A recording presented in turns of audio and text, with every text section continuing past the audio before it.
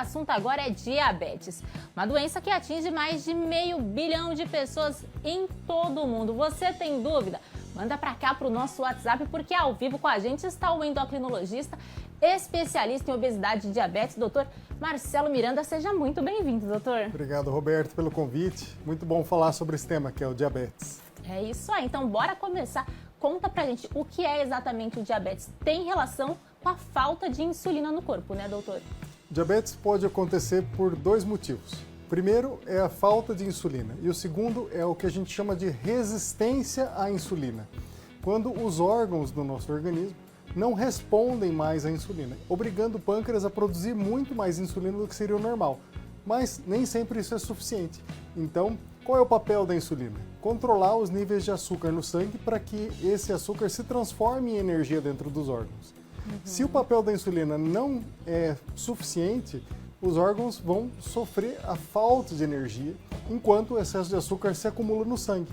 E esse excesso de açúcar vai acabar afetando o organismo como um todo, causando complicações. Esses dois tipos, né, que o senhor comentou, duas formas diferentes de se manifestar, é caracterizado também na questão quando a gente fala dos principais tipos de diabetes, tem diabetes tipo 1 e tipo 2. É aí que se diferencia ou não? Isso é uma classificação importante. Tem o diabetes do tipo 1, que afeta principalmente crianças e adolescentes e até alguns adultos jovens, em que há uma deficiência completa da insulina. Então, não há necessidade de uma resistência à insulina para causar a doença, é a deficiência da insulina. E o diabetes do tipo 2, que é o mais comum, mais característico da vida adulta e muito associado à obesidade, ao sedentarismo, e que vai ter a resistência à insulina como seu principal papel e uma relativa falta de insulina para compensar essa resistência. Doutor, o senhor comentou aí, né, a questão da obesidade. Eu queria que o senhor contasse para a gente qual que é a relação dela com o diabetes. A obesidade é uma das bases da doença. A obesidade é um dos principais fatores de risco para a pessoa desenvolver o diabetes. Então, normalmente, a pessoa tem alguma predisposição genética, então uma herança familiar que predispõe à doença. Mas quanto maior o grau de obesidade, maior a chance desse diabetes se manifestar naquele indivíduo. Então, um dos tratamentos para o diabetes é justamente o controle do peso corporal, além da atividade física. Então tá ligada assim diretamente, né, no caso. Tanto é que a obesidade aumentou muito no mundo todo, principalmente a partir da década de 70. E o diabetes, então, começou a ficar muito mais frequente em função desse aumento da obesidade no mundo todo. A obesidade, então, é fato, é um fator de risco. Quais outros fatores de risco que existem, doutor? Então, além da obesidade e da predisposição genética, o sedentarismo é um dos principais fatores para o desenvolvimento de diabetes. Então, uma pessoa que tem uma vida bastante ativa e tem uma boa massa muscular, ela tem uma proteção contra o desenvolvimento de diabetes. Uau!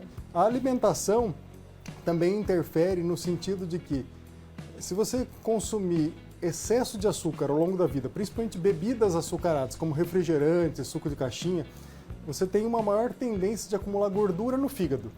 E o acúmulo de gordura no fígado, mesmo uma pessoa que não tenha um grau acentuado de obesidade, vai também predispor ao desenvolvimento de diabetes. Então, o que as pessoas conhecem como fígado gorduroso ou esteatose hepática é algo cada vez mais comum e um fator de risco para desenvolver o diabetes. Quando a gente fala, né, dos fumantes, eles estão aí nessas pessoas de risco ou não? Não tem relação fumar, né? O tabagismo, né, ele vai causar uma intoxicação no pâncreas, vai prejudicar a produção de insulina. Mas o pior é quando você combina uma pessoa que tem diabetes e fuma, porque as duas doenças vão causar uma destruição dos vasos sanguíneos, principalmente nas artérias, provocando o que a gente chama de aterosclerose, que é a obstrução dos vasos que conduzem o sangue oxigenado para os órgãos, podendo causar infarto, derrame cerebral, deficiência de circulação nas pernas e o risco de amputação dos pés. Caramba, então pode trazer outras doenças mais sérias ainda, né? Não mais sérias, que trazem outros problemas de saúde, é isso? A última coisa que a gente quer é somar tabagismo e diabetes. Certo. A gente falou aí de tabagismo, né? Quando a gente fala do alcoolismo, também tem que passar longe um paciente que já tem aí essa predisposição para o diabetes? O principal problema do álcool é o excesso de calorias, que vai predispor ao ganho de peso, né? Que por sua vez vai levar ao diabetes. Além disso, o álcool provoca o aumento da gordura no fígado, que eu já falei. Então, a gordura no fígado pode estar causada tanto pelo excesso de gorduras e açúcares, como também pelo excesso de álcool. Então, uma pessoa com esse fígado gorduroso causado pelo álcool vai ter um forte risco de desenvolver diabetes. Caramba, olha só. Vamos acompanhar agora aqui com a participação do público. A Joana de Atibaia está perguntando: minha mãe tem diabetes, a chance de eu desenvolver a doença é maior, doutor? Exatamente. Quando a pessoa tem uma história familiar de diabetes, principalmente um parente de primeiro grau, pai, mãe, irmão, né, ela tem um grande risco de desenvolver a doença ao longo da vida. Geralmente por volta dos 40 anos ou mais, mas cada vez mais comum que as pessoas desenvolvam diabetes mais cedo, porque já estão crescendo com obesidade. Então, o diabetes do tipo 2, que está relacionado ao adulto, hoje começa a aparecer em adolescentes que estão com um grau extremo de obesidade, coisa que antes não existia. Certo. O senhor comentou aí sobre a questão, né, de primeiro grau, parentesco de primeiro grau. De segundo, terceiro, também aumentam as chances ou aí já pode ficar um pouquinho mais tranquilo?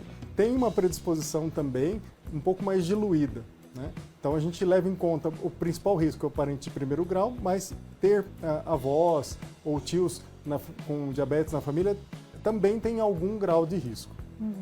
Doutor, quando que é considerado a pessoa que ela já está com diabetes e quando é pré-diabetes? Como é que a gente consegue saber? Importante a gente lembrar que a maior parte dos casos de diabetes não tem sintomas. Então, a gente tem necessidade de fazer os exames de rotina para fazer a prevenção do diabetes. Quando a pessoa chega a níveis de açúcar no sangue muito altos relacionados ao diabetes, que seria acima de 126 em jejum ou acima de 200 em qualquer horário do dia, a pessoa já passou muitos anos com pré-diabetes, com níveis de açúcar entre 100 e 126, ou valores que em torno de próximos de 200, muitas vezes, ao longo do dia, e isso pode passar desapercebido, né? A pessoa, então, em geral, quando tem um diagnóstico de diabetes, ela já passou 5, 10 anos com o metabolismo já prejudicado, e o diabetes é só o ápice, né? A parte já de uma complicação de um processo que já vem há muito tempo. Certo. Aquele aparelhinho, né, que pica o dedo, sai um pouquinho de sangue. Normalmente a gente consegue encontrar ele até em farmácia. Fazer em casa também tem o mesmo resultado, por exemplo, para a gente fazer um acompanhamento, por exemplo, desses índices da glicose? Como o aparelho ele é usado para monitoramento do controle do diabetes, ele permite uma margem de erro, porque a gente já tem o diagnóstico. Quando a pessoa não tem o diagnóstico de pré-diabetes ou diabetes, muitas vezes isso pode causar confusão, né? Porque os valores podem ficar um pouco acima do valor de referência e, na verdade, nem serem os valores reais. Por outro lado, se a gente faz alguma campanha pública para rastreamento de diabetes, valores em torno de 200, aí já podemos levar em conta como que a pessoa tem realmente um diabetes instalado, só precisa confirmar isso com um exame de sangue laboratorial. Olha, certo. Vamos para a próxima participação aqui com a gente, agora a Ana Maria de Limeira. Ela falou assim: oi, doutor, sou a Ana Maria de Limeira, gostaria de saber por que a cicatrização é mais lenta no paciente com diabetes. Um beijo, Ana Maria. Por quê, doutor? Boa pergunta essa, né? A cicatrização é afetada no diabetes porque a circulação sanguínea nos tecidos é prejudicada. Além disso, a imunidade também é prejudicada pelo excesso de açúcar. E o sistema imunológico é responsável pela liberação de substâncias que vão facilitar a reconstrução dos tecidos. Agora, o maior risco de cicatrização é para ferida nos pés, quando a pessoa já tem problemas, inclusive, dos nervos, da sensibilidade dos pés, além da circulação sanguínea. Então, uma pessoa que tem diabetes tem o risco de formar úlceras nos pés, que são aquelas feridas profundas causadas por pressão, por falta de irrigação sanguínea e que tem uma difícil cicatrização. Certo, vamos para a próxima participação aqui com a gente. O Antônio de Campinas falou assim: oi, doutor, minha mulher está grávida de 28 semanas e está com suspeita de diabetes gestacional. Gostaria de saber quais as implicações na gravidez tem essa doença.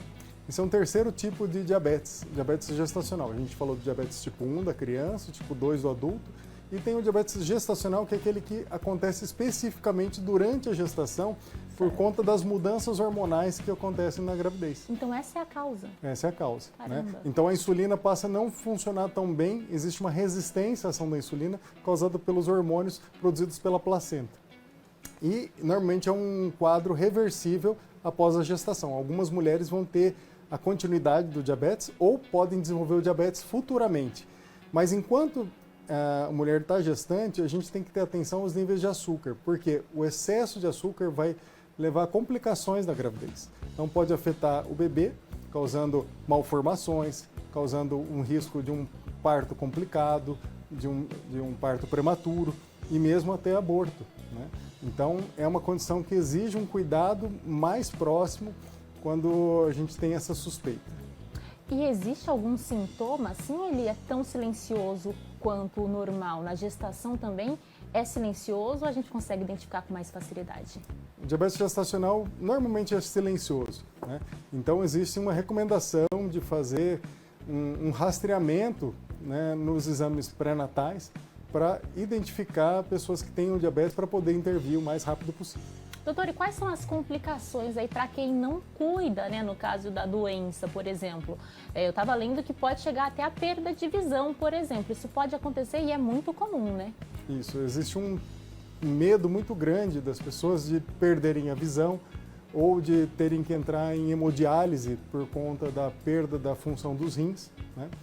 Existe também uma preocupação com amputação, que eu já falei, é pior ainda quando a pessoa é fumante, mas não obrigatoriamente precisa ter o tabagismo. Uma pessoa com diabetes pode sofrer amputação dos pés por infecções nos pés ou por falta da circulação sanguínea.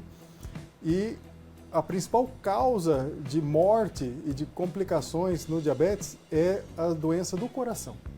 Isso nem sempre é lembrado. Então, o infarto do miocárdio, ou seja, o ataque cardíaco, é a causa mais comum de morte em quem tem diabetes.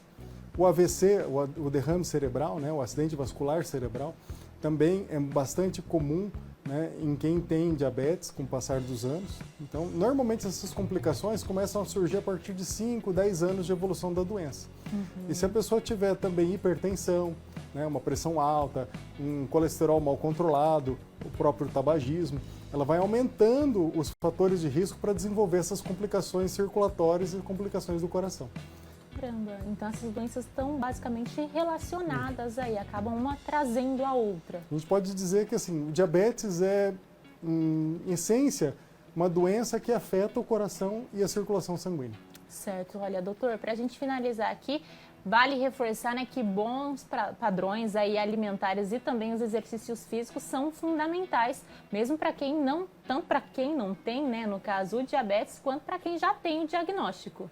Exatamente. Então, a gente pode utilizar o controle do peso corporal, tá? A gente deve evitar a obesidade e, havendo excesso de peso, buscar uma redução desse peso, principalmente da gordura no abdômen, que é o principal fator de risco. A gente deve buscar a atividade física bastante regular, no mínimo 150 minutos de uma atividade física ao longo da semana, né? E a gente deve também buscar uma alimentação mais equilibrada. O que mais a gente recomenda é uma alimentação rica em vegetais, principalmente hortaliças, frutas com moderação, né? Uma dieta rica em fibras é um dos principais fatores para proteger quem tem diabetes e para evitar o seu desenvolvimento. É isso aí, dicas importantes. Obrigada pela participação, doutor. Foi um prazer te receber aqui hoje. Prazer foi meu, então estou sempre à disposição para novos convites, se precisar, às tuas ordens. Obrigado, Roberto. Com certeza, obrigada.